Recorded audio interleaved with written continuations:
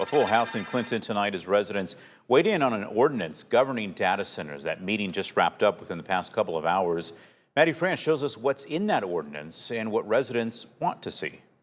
Next on the agenda here, the introduction of the ordinance by city staff. What's usually a routine step in creating an ordinance, we're starting with a framework, has a much larger audience than normal. This current draft, as I said, is more comprehensive than any of the other ordinances I reviewed. Clinton City Attorney Patrick O'Connell is presenting regulations for data centers to the Plan Commission. Again, it doesn't prohibit data centers. I will tell you, I think it makes it difficult for a data center to come here. That difficulty comes in the form of a data center development plan. It includes things like resource usage studies, noise and light pollution restrictions, and construction and emergency plans. I would say it's like a special use permit on steroids is what this is. These are not AI industry experts here at this table. Tiffany Seward works in and studies AI.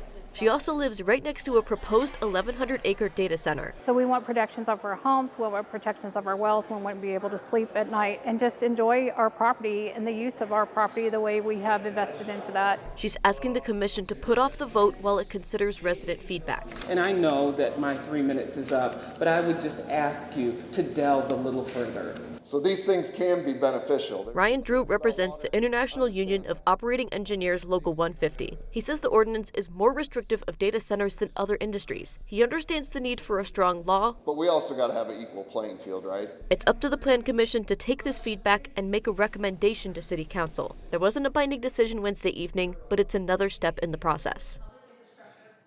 After a volley of public comments, the commission voted to table the ordinance until its next regular meeting.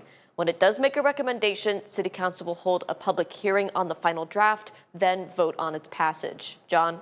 All right, very good, Maddie. Thank you. QTS is the company looking to develop a data center in Clinton. It already has a site under development in Cedar Rapids.